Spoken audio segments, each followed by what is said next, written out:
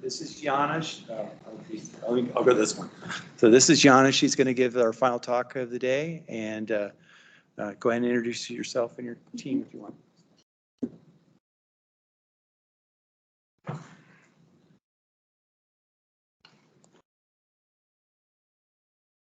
Okay.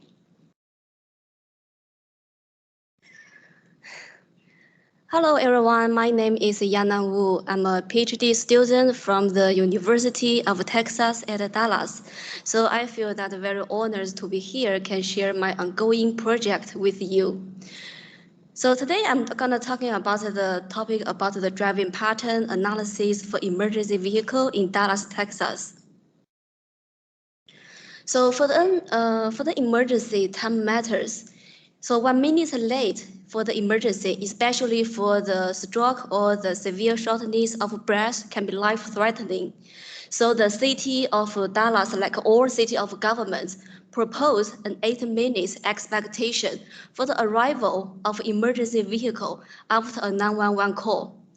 So the 8 minutes will start from someone called 911 and until to the arrival of emergency vehicle. And for this length, we call it as response time.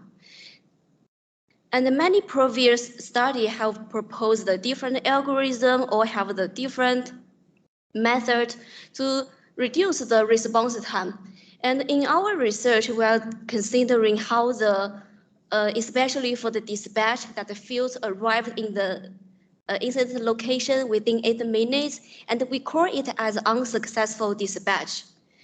And for this kind of unsuccessful dispatch, from the papers that I have reviewed, that the last author to talking about the reason that behind the unsuccessful dispatch. So in our research, we wanted to start from the historical data and then to identify the unsuccessful dispatch based on the length of the response time, that is 8 minutes.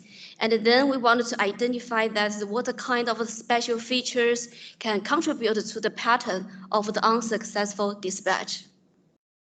So here is our objectives. That first, we start from the historical data that we got from the local Dallas Fire Rescue Department and to identify the unsuccessful dispatch, which is the emergency vehicle that they failed to arrive the incident location within 8 minutes.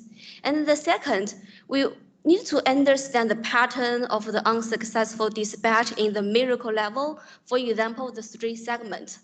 And then we need to identify the reason and start from that how the response time varied across the space or the change across the time. So here is the framework. We start from the GPS trajectory of emergency vehicle. And we are thinking, is there any location or street segment subject to frequent delay at a particular time? And for this frequently delayed pattern, is there any reason that behind it? So we start from the spatial, for example, the geometry of the road characteristic. Because some also, when they found the shortest path for the emergency vehicle, they also consider the road geometry. So that told us the road geometry is important for the emergency dispatch. And the second is the historical traffic accident. Some traffic accident they involved in the emergency dispatch, and some traffic accident happened here caused the traffic jam, and the traffic jam further to delay the emergency vehicle's response. And the second is about the traffic volume. So the traffic volume is definitely impacts the emergency delay. And the second is about the temporal. So the first reason, the first factor is about the weather. We have discussed with the local fire rescue department, and they told us that the weather posed a challenge on the emergency response. And the second is a different time of the day or the hour of the different, and how the time make the impact on the emergency dispatch. So here is the data that we have. We got the data for 2015 and 2017 about the emergency vehicles dispatched from the Dallas Fire Rescue Department. And for each emergency run, it corresponds to the trajectory of each emergency vehicle. And for the emergency run, we have the different time step to show the status of the emergency vehicle at that particular time. For example, the first time step shows what time the incident happened, and then what time the dispatch center assigned the vehicle to the incident location. And across this step until to the time step to show when the emergency incident was cleared.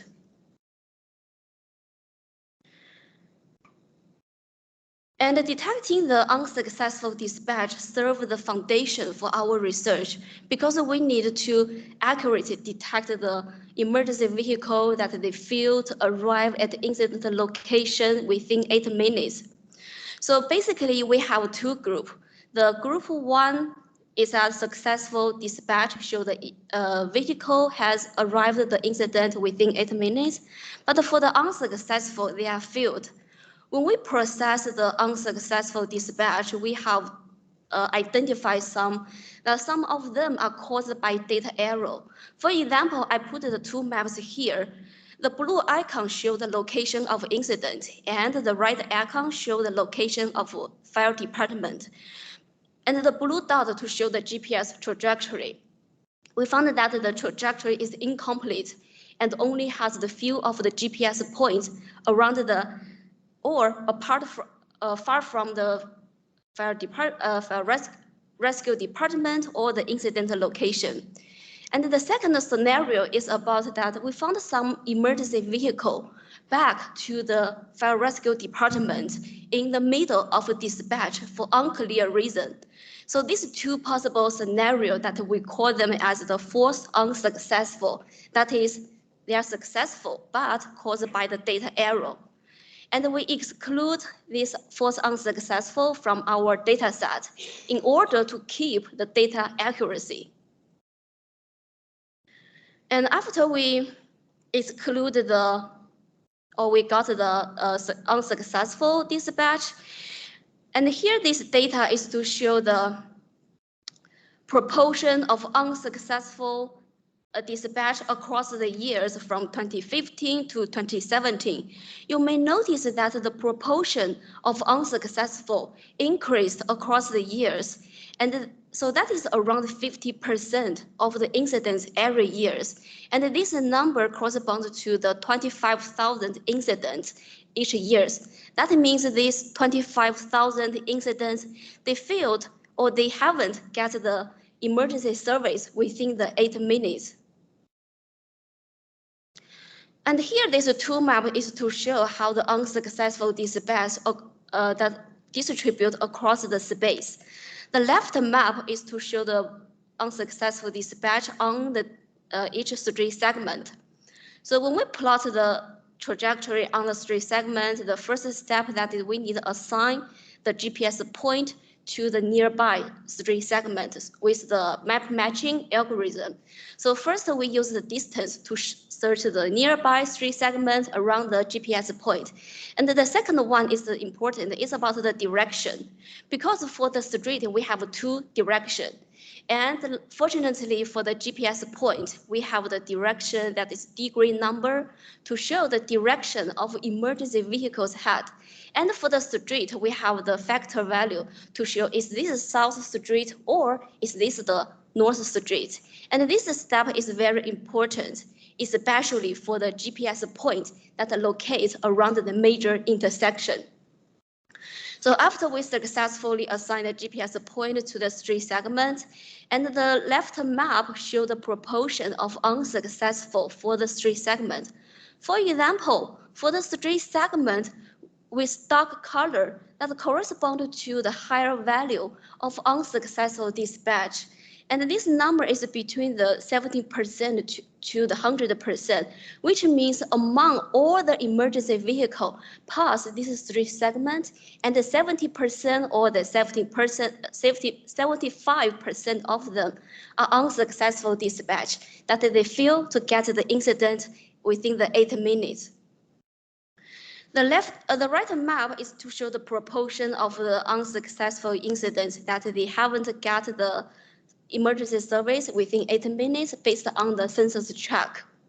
And for the census tract with dark color correspond that over 50% of the emergency incident at this census tract, they didn't get the emergency service within the 8 minutes.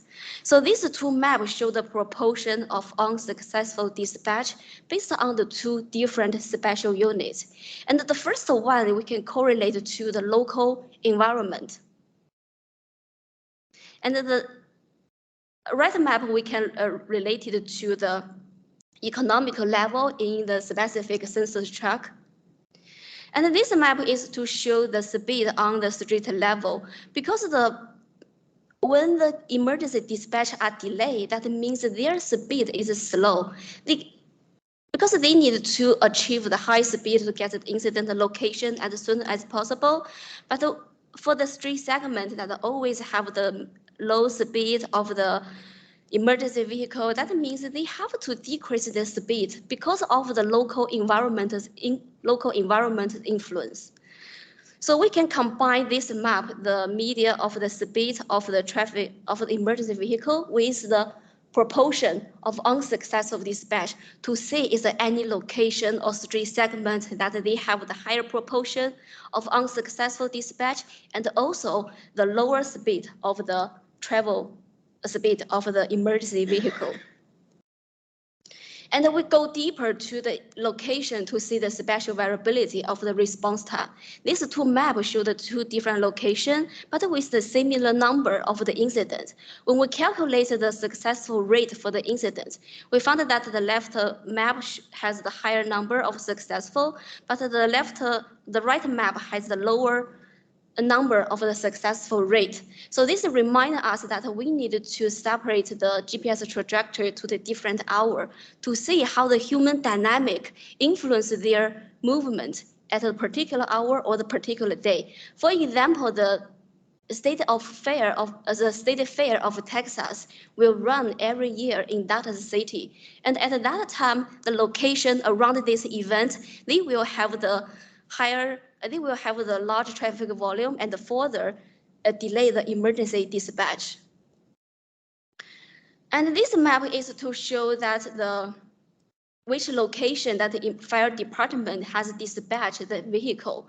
So the right icon represents the location of the fire rescue department, and the red dot is or the green dot is to show the incident location.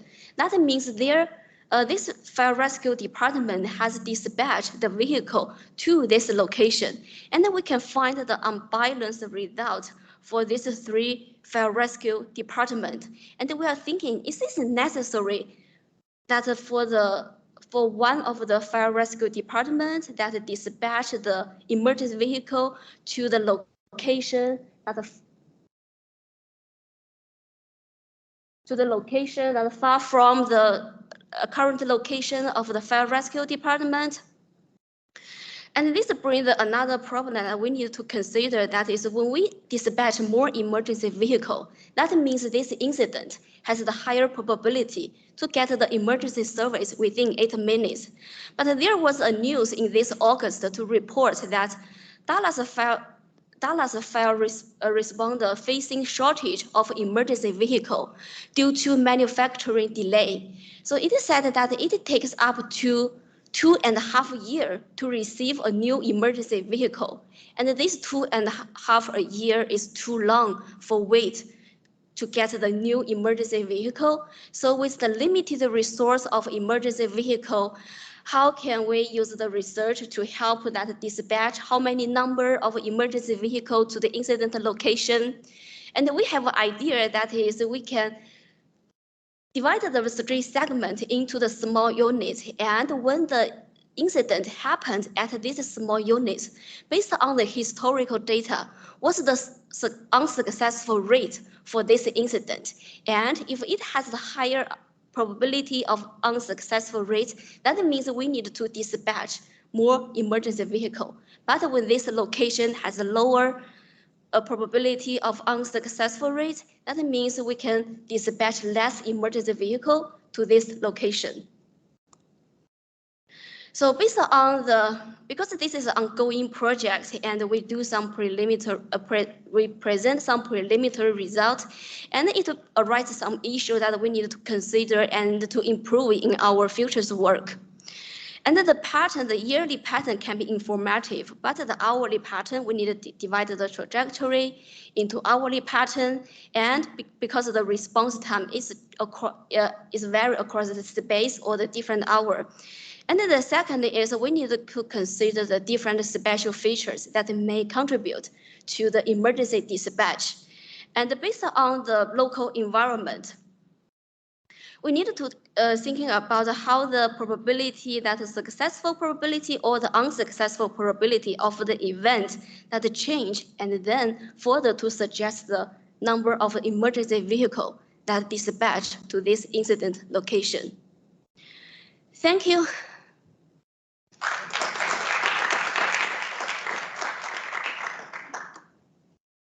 Okay, do we have any questions? So I actually have one because I have actually worked with this kind of data before. So how did you take account for when an emergency vehicle has been dispatched on a call and then another call that location would have responded to? So there's not another, they have to go to a secondary source. Were you able to pull that out of the data? Because that, in the data set we worked with in Omaha, a huge percentage of the missed calls were because already the closest provider was already in use. They were already going to another call. So did you look at that data? Yes, thank you for bringing this question.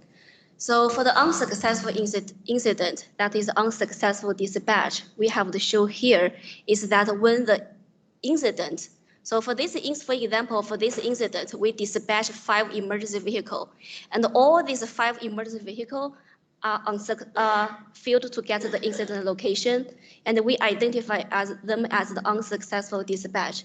But if there is one incident, if there is one emergency vehicle already arrived, and we identify this incident as the successful incident because it already has the emergency vehicle arrived.